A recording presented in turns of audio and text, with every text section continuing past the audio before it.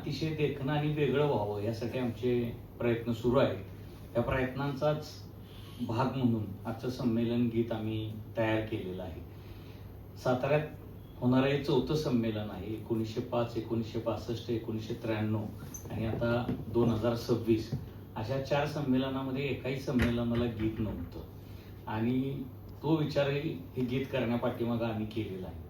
आज जे संमेलन गीत प्रदर्शित होणारे किंवा प्रकाशित होणारे ते विठ्ठल वाघांच्या हस्ते होणारे याचा मला मनस्वी आनंद आहे. साताऱ्यात संमेलन व्हावं यासाठी 12 वर्ष आमची तपश्चर्या सुरू होती आणि आता ती घटिका काही दिवसांवर येऊन ठेपलेली आहे. अशा वेळेस हे संमेलन गीत प्रदर्शित होतंय, त्याचा एक मनस्वी आणि वेगळा आनंद मला आहे. हे संमेलन गीत होतं असताना ते साताऱ्याचं गीत असलं पाहिजे, ते भाषेचं गीत असलं पाहिजे, भाषेसाठी केलेल्या संघर्षाचं गीत असलं पाहिजे. आम्हाला राजधानी आहे, छत्रपती शिवाजी महाराजांची 4थी राजधानी सातारा आहे आणि शेवटची राजधानी साताराच आहे.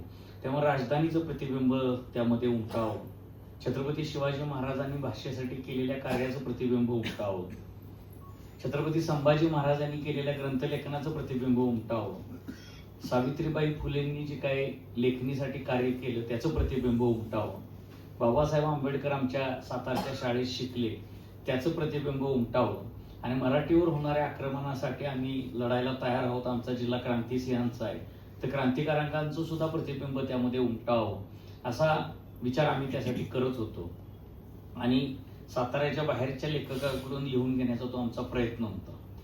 पण ते काही जमलं नाही आणि सातारचेच एक लेखक राजू मुळे की जे नाटककार सुद्धा आहेत, पत्रकार सुद्धा आहेत, संपादक सुद्धा आहेत, माझे गुरु सुद्धा आहेत, तर त्यांना मी ही कल्पना सांगितली की तुम्ही जर हे संमेलन गीत लिहिलं तर ते खूप चांगलं होईल आणि सातारच्याच मातीच्या लेखकाने जर ते लिहिलं तर त्यामध्ये वेगळेपणा असेल आणि सातारच्या मातीशी ज्याची नाळ आहे त्यानं जर ते गीत लिहिलं तर ते सातारकरांचं गीत होऊन जाईल अशी अपेक्षा त्या पाठीमागे होती. आणि ज्यावेळेस ते गीत तयार झालं त्यानंतर मी महामंडळाचे अध्यक्ष प्राध्यापक मिलिंद जोशी सरांना ते पाठवलं आणि पाठवल्यानंतर त्यांनी वाचल्या अशी उत्स्फूर्त प्रतिक्रिया दिली की एकदम सुंदर गीत झालेलं आहे आणि ग्रामीण भागामध्ये सुद्धा किती गुणवत्ता लपलेली आहे. आपण ती फक्त महानगरांमध्ये शोधतो पण ग्रामीण भागातली गुणवत्ता इतकी जबरदस्त आहे. विनोद उत्तम गीत झालेलं आहे आणि मग त्यांनी काही सूचना सरांनी केल्या आणि त्या सूचनांचा बदल करून ताबडतोब ते आम्ही तयार केलं गीत आणि मग ते प्रदर्शित करायचं ठरलं की ते संमेलनाचं गीत असल्यामुळे त्याचं प्रदर्शन किंवा प्रकाशन पुण्यात व्हावं आणि ते सरांचीच इच्छा होती की विठ्ठल वाघांच्या हस्ते व्हावं. कारण मातीशी नाळ असलेला विठ्ठल वाघांसारख्या कवीच्या हस्ते जर झालं तर त्या गीताला सुद्धा एक दर्जा प्राप्त होईल, गीताचं सुद्धा ऐतिहासिक महत्व अधोरेखित होईल आणि त्या दृष्टीने वाघ सरांनी सुद्धा ह्या कार्यक्रमाला येण्याचं मान्य केलं, त्याबद्दल मी त्यांच्याविषयी कृतज्ञता व्यक्त करतो.